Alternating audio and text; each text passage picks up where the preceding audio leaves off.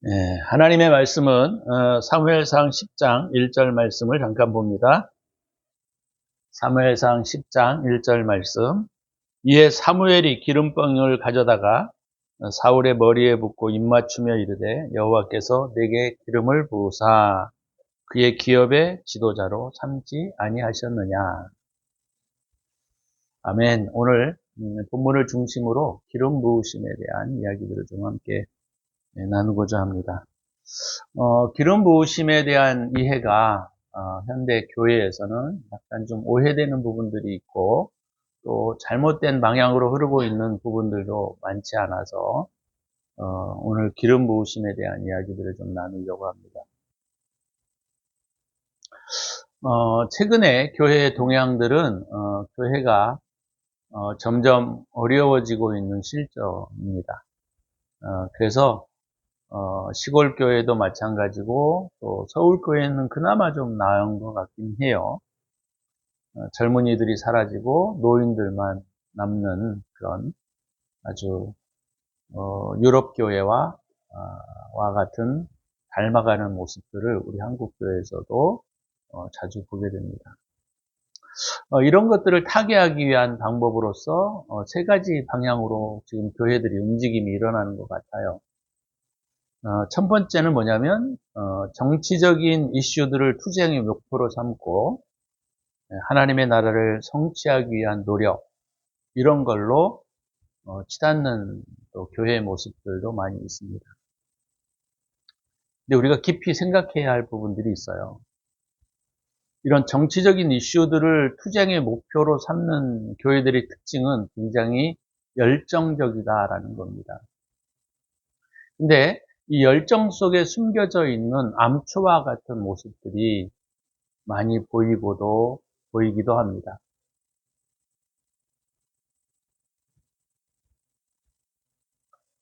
그런 것들을 일일이 좀 나열하기에는 조금 또 시간들이 만만치가 않고, 하지만, 우리가 신앙적이라고 하는 부분들이 자기 열정으로부터 비롯되게 되면 굉장히 위험하다라고 하는 사실들을 좀 말해두고 싶어요. 두 번째는, 그 기름 부으심, 또 치유, 예언적 형태의 동향으로 나타나는 교회들도 있습니다. 그래서 유튜브들을 이렇게 가만히 보게 되면 그런 기도를 하시는 분들이 굉장히 많이 있어요. 기름 부으심에 대한 기도들을 많이 하시고 또 예언적, 또 치유의 형태, 대적 기도 이런 형태의 모습들로 많이 나타나는 경향도 있는 것 같습니다. 이것도 되게 위험스러운 부분 중에 하나라는 겁니다. 그래서 오늘은 그 주제들을 좀 함께 나누고 싶은 것들이에요. 세 번째는 선교나 전도에 대하여 열정을 갖게 하는 그런 동향들이 교회에 나타납니다. 이런 크게 세 가지 부류로 교회가 침체되어 있는 이 시대 속에 있는 상황 속에서 교회를 다시 세우고자 하는 그런 열정과 열망들이 이런 표현들로 나타나고 있는지도 모릅니다. 근데 우리가 과유불급이라고 항상 신앙의 역사와 운동이라고 하는 것은 신앙은 생명이지 운동이 되면 안 됩니다. 신앙의 역사는 생명에 관련되어 있는 것이지 그것이 무브먼트로 되어지면 굉장히 위험스럽다라고 하는 거예요. 왜냐하면 우리가 역사를 통하여 이 무브먼트라고 하는 것은 굉장히 위험한 문제들을 양산해냈기 때문입니다. 그래서 한국 교회가 물론 침체되고 있는 또 전 세계적으로도 마찬가지겠지만 침체되고 있는 방향성들을 우리가 바르게 이해하지 않으면 우리도 거기에 열정적으로 매몰되어 있었는데 실상은 주님의 뜻과 반대되는 모습으로 드러날 수 있기 때문인 것이죠. 그래서 이런 문제들을 우리가 정확하게 우리가 성경적으로 이해하지 않으면 우리의 신앙의 어떤 운동, 무브먼트라고 하는 것들은 굉장히 위험스러운 방향으로 흐를 수 있기 때문에 이 부분들을 우리가 함께 나누지 않으면 안 된다라고 하는 것이죠. 우리가 오늘 본문에서도 여러분들도 이해하시겠지만 사울의 기름 부으심, 또 사울이 예언하기도 했어요. 그러나 그의 인생의 마지막에 있어서는 굉장히 비참한 방향으로 끝나고 있는 것을 우리는 매우 깊숙이 인식해야 합니다. 한번 기름 부으심이 일어났다고 해서 우리가 계속적으로 기름 부음이 일어나는 것도 아니고, 신앙의 형태를 가지고 있다고 해서 기름 부음이 온전한 기름 부음이 될 수 없기 때문에 우리가 이런 부분들을 정확하게 이해하지 않으면 우리도 그와 같이 망할 수 있기 때문에 이 부분들을 좀 함께 나누려고 하는 것이죠.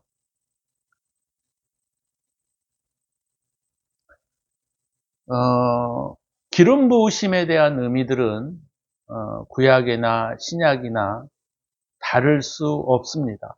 만약에 이것이 다르다고 한다면 성경이 잘못 기록되어져 있는 거예요. 그래서 기름 부으심에 대한 의미들을 구약으로부터 우리가 신약에 있는 내용들과 또 주님이 말씀하신 내용들로 좀 살펴볼 필요가 있을 것이다 라는 거예요. 자, 구약에 대한 기름 부으심은 여러 가지, 세 가지로 크게 나눌 수 있습니다. 첫 번째는 뭐냐면 성별과 구별의 의미로서의 기름 부으심이에요. 네, 출애굽기 30장 22절에서 38절에 혹시 여러분들이 시간이 되시면 한번 찾아보세요. 거기 성물과 제사장 위에 또 관유로 만들어서 그들에게 기름을 부으라고 명령하신 것이 나옵니다. 그래서 첫 번째 의미는 뭐냐면 성별과 구별됨이에요. 성별과 구별됨. 자, 성별과 구별됨이라고 하는 의미들을 우리가 정확하게 이해하지 않으면 그냥 추상적인 개념으로 맞히는 경우들이 되게 많아요. 성별과 구별됨이라고 하는 것은 어떤 의미를 가지고 있는지 우리가 그것에 대한 정확한 개념들을 이해하지 않으면 그냥 막연히 추상적인 하나님이 거룩하게 구별하시고 하나님이 거룩히 성별하셨다라고 하는 개념으로만 끝나는 경우들이 되게 많습니다. 이것은 제가 나중에 한 번 더 신약에 이르러서 이 기름 부으심에 대한 의미가 무엇인지를 설명하면서 말씀을 드릴 거예요. 두 번째는 뭐냐면 직분을 임명할 때 공식적인 어떤 통로로서 하나의 어떤 인장을 찍듯이 도장을 찍듯이 하는 의미가 있습니다. 그래서 직분을 임명할 때 또 공식적인 직임을 하게 될 때 이 기름 부으심을 하게 되는 거예요. 오늘 사울의 경우가 바로 그런 케이스입니다. 왕이나 구약에 보면 제사장이나 또는 선지자들에게 하나님이 기름을 부어서 그들의 직분을 거룩하게 하고 또 공식적인 직임을 인정하는 그런 경향들이 구약에 나타나게 됩니다.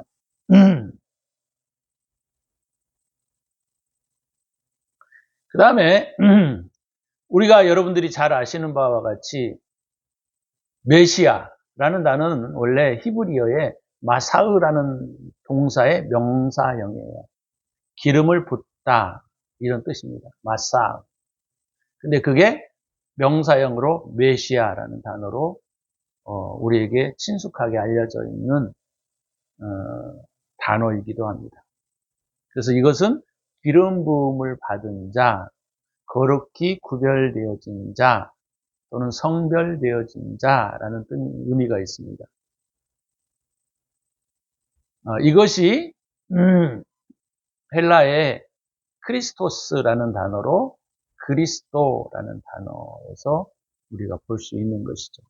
그래서 메시아와 그리스도라는 단어는 똑같은 의미를 가지고 있습니다.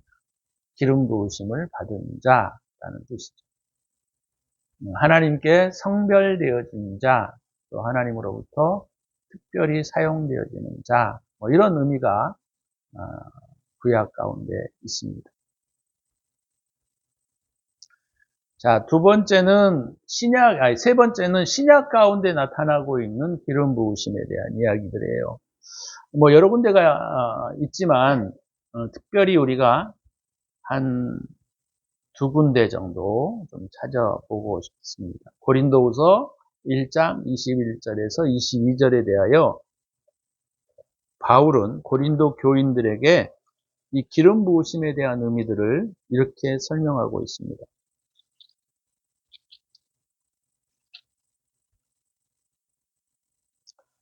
네, 고린도후서 1장 21절에서 22절 제가 한번 읽어드리겠습니다.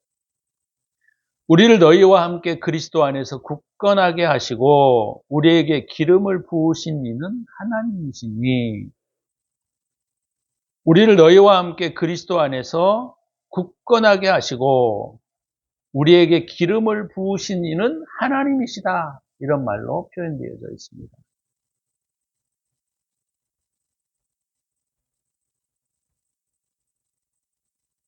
그리고 그가 또한 22절에 우리에게 인치시고 보증으로 우리 마음에 성령을 주셨느니라. 고린도후서 1장 22절 말씀입니다. 자, 여기에 기름 부으심은 성령의 임재하심이라고 하는 의미로 사용되어져 있어요.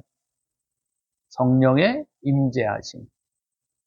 또는 우리가 이걸 조금 더 다른 의미로 설명을 하자면 성령의 연합, 주님과 인간의 하나됨, 이런 의미로 신약에서는 기름 부으심을 사용하고 있다, 그 말입니다. 굉장히 재미난 것이죠. 성령의 연합, 성령과의 연합, 이런 차원에서 기름 부으심을 사용하고 있습니다. 물론 구약에서도 예레미야 31장에서도 우리가 보게 되면 거기에도 비슷한 의미로 쓰여져 있어요. 조금 이따 요한이 1서에서 저희들이 보겠지만 신약 가운데 나타나고 있는 기름 부으심이라고 하는 의미는 어떤 의미로 쓰여지고 있느냐면 성령께서 우리 마음에 변화를 일으키심이라고 하는 의미가 더 강하다라고 하는 거예요. 그 기름 부으심이라고 하는 것은 능력적 의미가 아닙니다. 물리적인 어떤 변화에 대한 의미도 아니에요. 기름 부으심이라고 하는 것은 우리 마음의 변화를 상징하고 있다라고 하는 것이죠.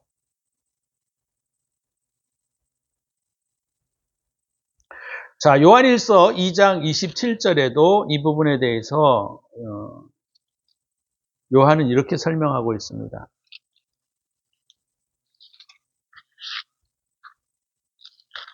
요한일서 2장 27절. 너희는 주께 받은 바 기름 부음이 너희 안에 거하나니 아무도 너희를 가르칠 필요가 없고 오직 그의 기름 부음이 모든 것을 너희에게 가르치며 또 참되고 거짓이 없으니 너희를 가르치신 그대로 주 안에 거하라. 그래서 기름 부으심은 능력과 역사의 의미보다는 주님이 우리 마음속에 무언가를 가르치시고 내주하심과 더 깊은 연관성을 가지고 있는 것을 볼 수가 있습니다. 그래서 이 기름 부으심에 대한 의미들은 사실은 훨씬 어떤 의미에서 성령의 내면적 변화를 일으키심을 가르치고 있어요. 성령의 능력의 역사가 아니고 치유의 역사가 아니고 축사의 의미가 아닙니다, 여러분. 근데 요즘 많이 나타나고 있는 이 기름 부으심에 대한 의미들은 다 이런 의미로 쓰고 있어요. 축사와 예언과 능력의 역사로 사람들이 사용하고 있다 그 말입니다. 그렇지 않아요. 본질이 가장 중요한 것이 바로 뭐냐면 기름 부으심에 대한 의미들은 사실 우리의 내면적 변화를 말하고 있고 그 내면적 변화가 어떻게 하는 거예요? 주님과의 연합을 이루는 거예요. 연합. 주님의 내주하심, 주님과 함께됨, 주님과 동행이라고 하는 의미가 훨씬 더 강하다라고 하는 거예요.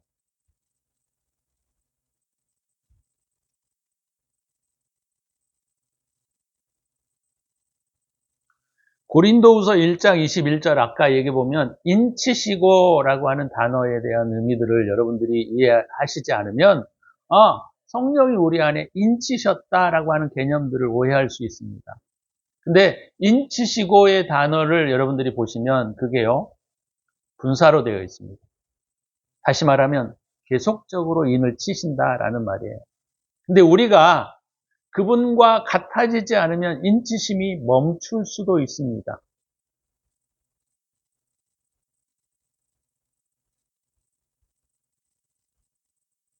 그래서 이 인치심이 어떤 결과적으로 딱 완성되어져 있는 어떤 과거 완료의 표현이 아니고 사실은 분사로서 계속 인치심이 이루어져야 한다라고 하는 사실들을 우리에게 가르쳐주고 있습니다.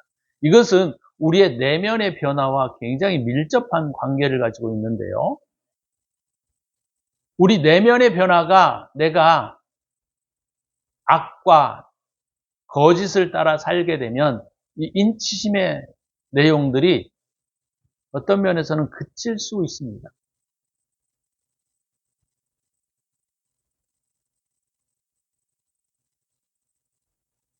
그래서 우리가 이 기름 부으심에 대한 의미들을 바르게 이해하지 않으면 이것을 어떤 성령의 역사와 능력으로만 오해하는 경향들이 있는데 물론 그런 것이 없는 것은 아니에요. 하지만 그런 것들을 추구하는 것은 성경의 본질에서 벗어나 있는 행동입니다.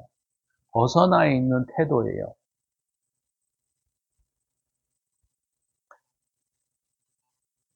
우리가 신약에서 이런 내용들을 우리가 어떻게 볼 수 있느냐면 마태복음 25장 1절에서부터 10 몇 절까지 우리가 보게 되면 거기 지혜로운 5처녀와 어리석은 5처녀에 대한 비유들이 나타난 것을 볼 수가 있습니다. 신랑과 연합을 두고 다시 말하면 신랑과 혼인을 앞에 놓고 이 10명의 지혜로운 처녀들은 다 신랑을 기다렸어요. 그죠? 신랑을 기다렸다라고 하는 것은 주님과 연합하려고 하는 마음들을 가지고 있었다라는 겁니다. 다른 표현으로 말하면 믿음을 가지고 있는 것이고 신앙을 가지고 있는 사람들이었던 거예요. 그러니까 10명의 처녀 중에 5명은 신랑을 알고 5명은 신랑을 모르는 사람들이 아니었다라는 거예요. 다 신랑을 기다렸다라는 거예요. 똑같은 태도와 모습으로 신랑을 보고 기다리고 있었다라고 하는 것입니다. 그런데요, 여러분들이 잘 아시는 바와 같이 5명은 기름을 준비했지만 5명은 기름을 준비하지 못했어요. 이것을 조금 더 우리가 구체적으로 설명을 하자면 요즘에 우리가 이해하는 바로서 기름 부으심을 설명하자면 5명은 뭡니까? 성령과의 연합을 이룬 사람들이고 5 처녀들은 성령과의 연합을 이루지 못한 사람들이다 라는 것을 우리가 쉽게 이해할 수가 있습니다. 똑같이 주님을 기다리고 똑같이 주님을 대망하고 주님과의 연합을 꿈꾸고 있었지만 미련한 5 처녀들은 신앙도 있었고 신랑을 기다렸지만 그들은 신랑을 맞이하지 못했다라는 점입니다. 우리는 이 어리석은 5 처녀들을 우리가 어떻게 이해하고 있냐면 예수도 안 믿고 신랑도 안 기다리고 전혀 모르는 사람들이라고 우리는 생각을 하는 경향들이 많이 있어요. 그러나 그렇지 않다라고 하는 거예요. 신랑을 기다렸던 5처녀만이 있었던 것이 아니고 모두가 신랑을 기다렸고 모두가 신랑과 혼인잔치를 준비하고 있었던 사람들이다라고 하는 거예요. 여기에서 우리가 깊이 생각해 봐야 할 문제점들이 있다라고 하는 겁니다. 똑같이 주님을 믿고 똑같이 주님을 사랑하고 똑같이 주님과의 혼인을 기대했지만 5명의 처녀들은 혼인잔치에 참여하지 못했다라고 하는 겁니다. 그래서 기름 부으심이다라고 하는 것은 말이죠. 우리에게 어떤 능력과 역사와 기적을 일으키는 것이 아니고 예언의 은사가 임하는 것도 아닙니다, 여러분. 제가 이걸 좀 되게 강조하고 싶어요. 왜요? 거기에 매몰되어 있는 사람들이 너무나 많기 때문이에요. 뭔가 뜨거운 경험이 있고 뭔가 역사적인 경험들이 있을 때 그런 사람들이 기름 부음이 임했네? 이렇게 말하는 사람들이 많기 때문이에요. 그래서 그런 것들을 추구하고 그런 것들을 통하여 자기의 이기적인 신앙들을 얻으려고 하는 그런 잘못된 태도들이 있기 때문에 제가 이 부분을 말씀을 드리는 거란 말이죠.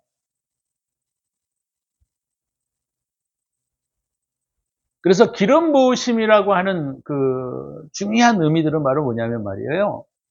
이 기름 부으심이 상징하고 있는 것이 무엇인가를 우리가 이해하지 않으면 우리는 추상적으로 하나님이 나를 만져주셨어. 하나님께서 나와 함께 하셔. 하나님이 나를 도우셔. 하나님이 내게 예언의 은사를 주셨어. 이런 것에만 머무르는 경향들이 너무나 많기 때문에 우리가 이 부분들에 대한 이해들을 정확하게 하지 않으면 우리도 사울처럼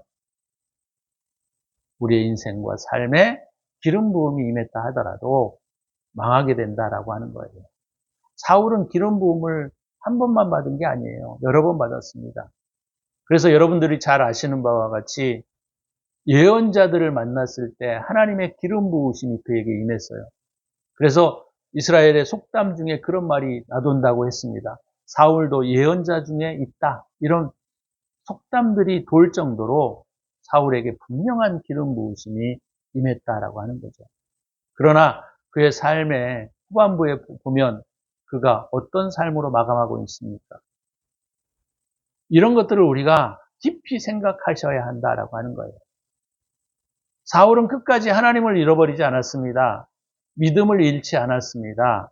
그렇지만 그에게 기름 부으심이 끊어지고 말았던 거예요.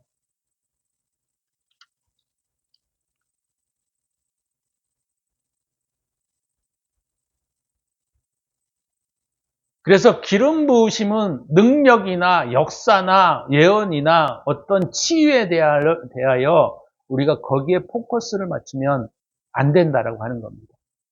기름 부으심은 말이죠. 주님과의 하나됨이에요. 연합이에요. 성령의 임하심이에요. 근데 그 성령의 임하시는 방식이 어떤 방식으로 드러나고 있느냐? 기름 부으심이라고 할 때 내면의 변화로 나타나고 있다는 것을 우리는 정확하게 이해하셔야 합니다.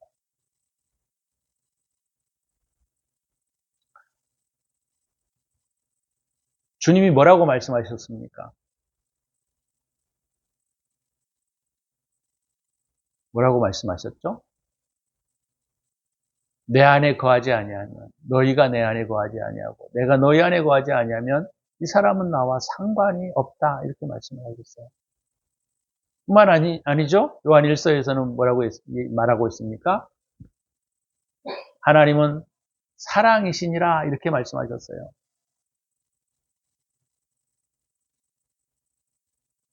주님과 우리와의 속성이 같아지지 않으면 연합은 이루어질 수 없습니다. 연합은요, 물과 기름이 섞이지 않습니다. 그죠? 연합은요, 물과 기름이 같은 성분이 되어야 혼합이 되고 섞이는 거예요. 우리가 주님과 같은 삶이 되어지지 않으면 연합이 되어지지 않습니다. 이것을 우리가 정확하게 이해하셔야 돼요. 사울은 기름 부으심이 그에게 임했지만 결국 그 잠깐의 기름 부으심이 있었다가 그에게 기름 부으심이 떠나간 것을 우리가 볼 수가 있습니다. 그래서 기름 부으심이라고 하는 것은 우리가 신앙 안에서 우리가 할 때 두 가지를 의미해요. 하나는 주님과 같은 모습으로 변화되어 가야 한다라고 하는 거죠. 이게 핵심이에요. 주님과 같은 삶이 되어지지 않으면 연합은 없습니다. 주님을 닮아가지 않는 곳에는 연합이 있을 수가 없어요. 기름 부으심이라고 하는 의미는 그래서 우리가 왕의 제도에서 제가 말씀을 드렸던 것이 바로 뭐냐면 이 왕의 제도라고 하는 것은 지성을 많이 의미한다 그랬어요. 지성, 의. 근데 여기에 기름이 부어진다라고 하는 건 뭐냐면 사랑이 덧붙여진다라는 의미가 더 강하다라고 하는 거예요. 그래서 하나님께서 사울에게 기름을 부으시는 것은 뭐냐면 그가 사랑으로 하나가 된다라는 겁니다.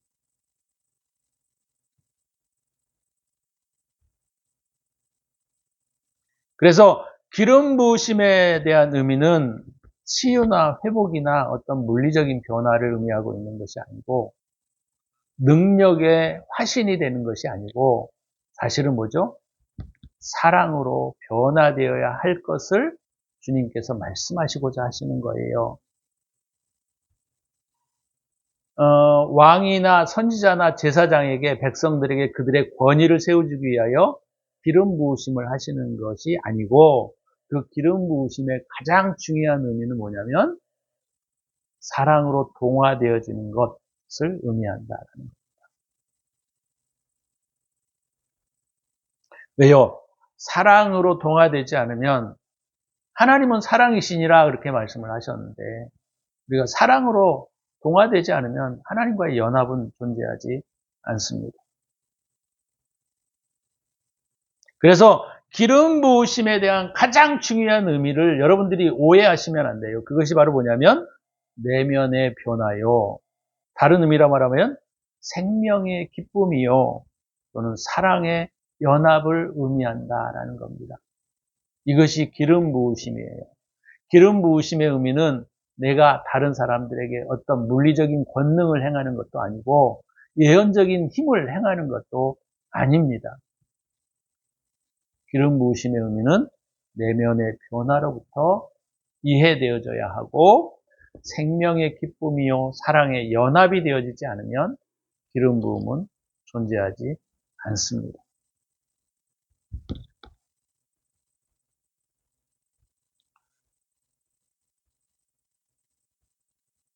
기름이 불꽃의 생명이듯이 사랑은 신앙 속의 생명입니다.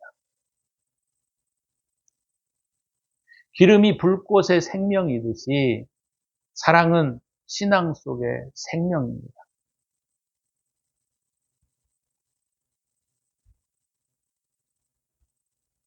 즉 사랑하는 마음이 존재하지 않을 때 신앙은 존재할 수 없다라는 겁니다. 왜요? 주님은 사랑이라고 말씀하셨습니다. 구약에서의 기름 부으심의 의미가 다르고 신약에서의 기름 부으심의 의미가 다르다고 한다면 성경의 통일성에 위배되는 것이고 하나님이 과거에는 구약에는 뭐 어떤 권위와 어떤 성별의 의미로만 쓰셨던 것이고 신약에는 성령과의 연합을 말하고 있는 것이다. 이렇게 이해하시면 안 돼요. 구약에서의 기름 부으심과 신약에서의 기름 부으심은 같은 의미를 가지고 있습니다.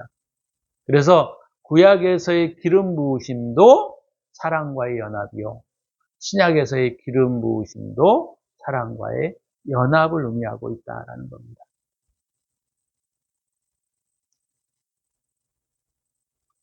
여러분 우리가 고린도전서 13장에도 말하고 있지만 사랑이 없으면 아무것도 아니에요.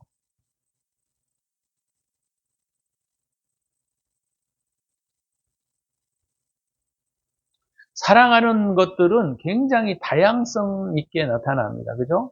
고린도전서에서도 시기하지 아니하고 오래 참고 관용하고 미워하지 아니하고 이런 내용들로 나타나는 것을 볼 수가 있습니다.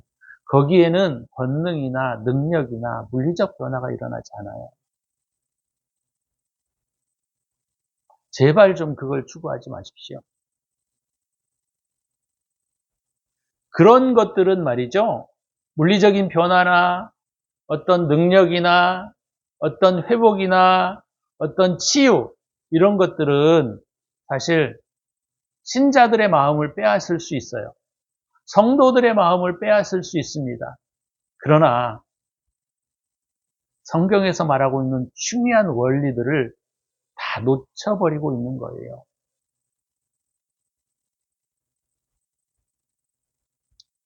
사랑하는 마음, 그것이 있지 않으면, 주님과의 사랑적 연합이 있지 않으면 그 기름 부으심은 없는 겁니다.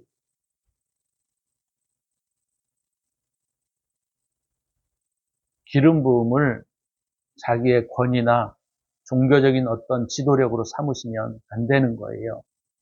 그것은 악한 겁니다. 그것은 저주를 받을 일이에요. 제가 왜 이렇게 말씀을 자꾸 드리냐면 이 기름 부으심의 의미들이 굉장히 잘못 사용되고 있는 모습들을 제가 볼 때마다 과연 주님은 뭐라고 하실까 이런 생각이 많이 들어요.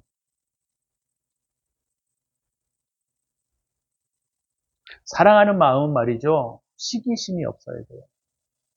사랑하는 마음은 말이죠. 주변 사람들에 대한 배려가 있어야 한다는 거예요. 똥꼬집 부리고 자기 마음대로 하는 것은 말이죠. 그건 악한 거예요. 자기 멋대로 인생을 사는 것은 말이죠. 그건 이기주의적 발상에서 나오는 악한 태도입니다.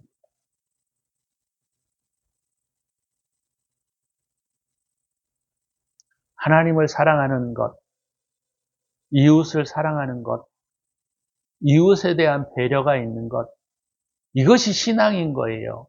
자기 멋대로, 자기 하고 싶은 대로, 자기가 살아왔던 경험을 중심으로 하는 자기의 태도는 다 이기주의적인 태도인 거예요. 그것은 주님이 볼 때 악한 겁니다. 그것은 기름 부음이 없는 거예요.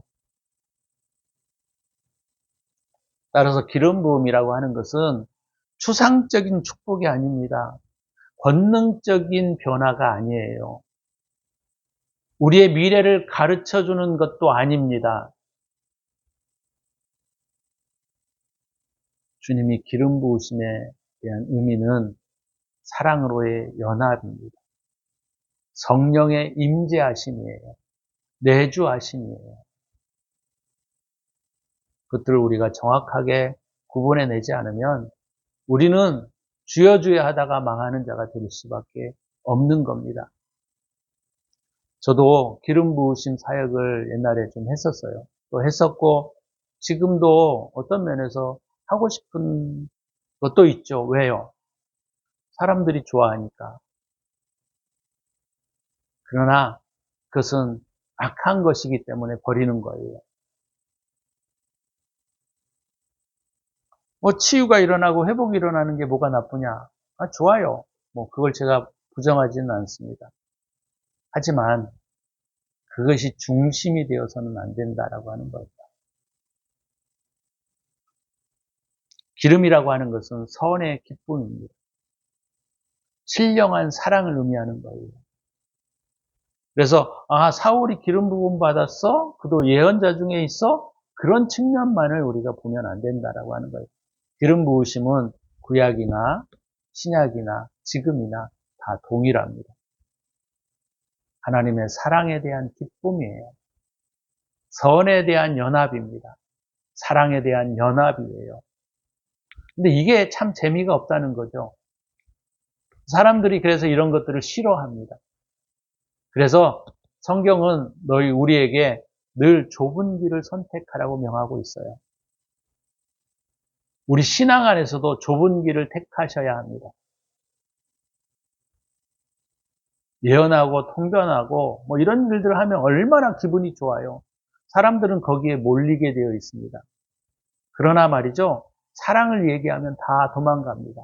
왜요? 다 아는 이야기고 별로 재미도 없고 하니까. 그러나 주님의 말씀을 우리가 살펴보게 되면 기름 부으심이라고 하는 것은 내면의 변화요, 주님과의 연합이요, 성령의 내주하심이라고 하는 사실들을 우리가 보면 그분이 사랑이시기에 우리도 사랑에 속해야 한다는 겁니다. 그것이 진정한 기름 부으심입니다. 우리가 이타주의적으로 바뀔 때 기름 부으심은 임하고 우리가 이기주의로 되돌아갈 때 기름 부으심은 떠나게 되어 있습니다. 제가 다음 주쯤에 기름 부으심이 떠나는 이유에 대해서 한 3가지로 사울의 예를 들면서 좀 함께 나누려고 해요. 왜 기름 부으심이 사라지는가?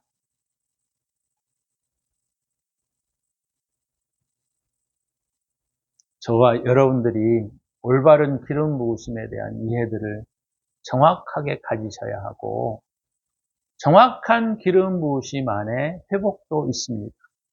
치유도 물론 있어요. 정확한 기름 부으심 안에 회복도 있습니다. 그러나 저와 여러분들이 생각하는 만큼의 갑작스러운 회복은 일어나지 않아요. 왜요? 내면의 변화가 일어나지 않으면 기름 부으심은 존재할 수 없기 때문이에요. 우리가 살아왔던 삶의 많은 경험들, 살아왔던 삶의 많은 습성들, 이것들이 버려져야 비로소 기름 부음이 임하는 거예요. 제발 다른 데 가서 엉뚱한 기름 부으심을 추구하시지 말고 주님 앞에 이 기름 부으심을 회복하는 저와 여러분이 되시기를 주의 이름으로 축원합니다.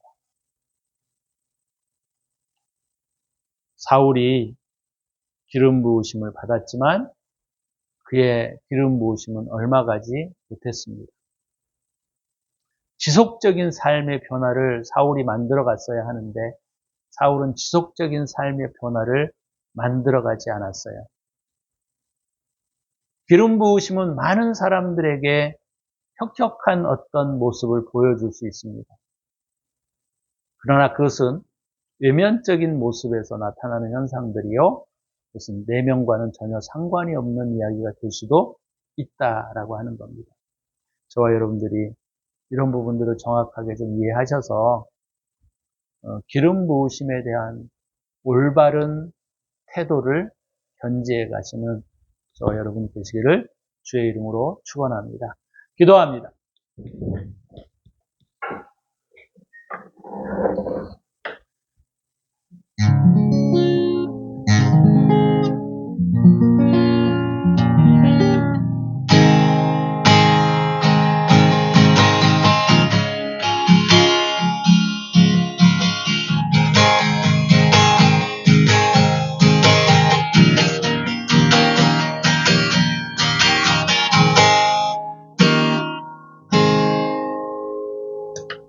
주님, 기름 부으심에 대한 의미들을 우리가 다시 한번 살폈습니다.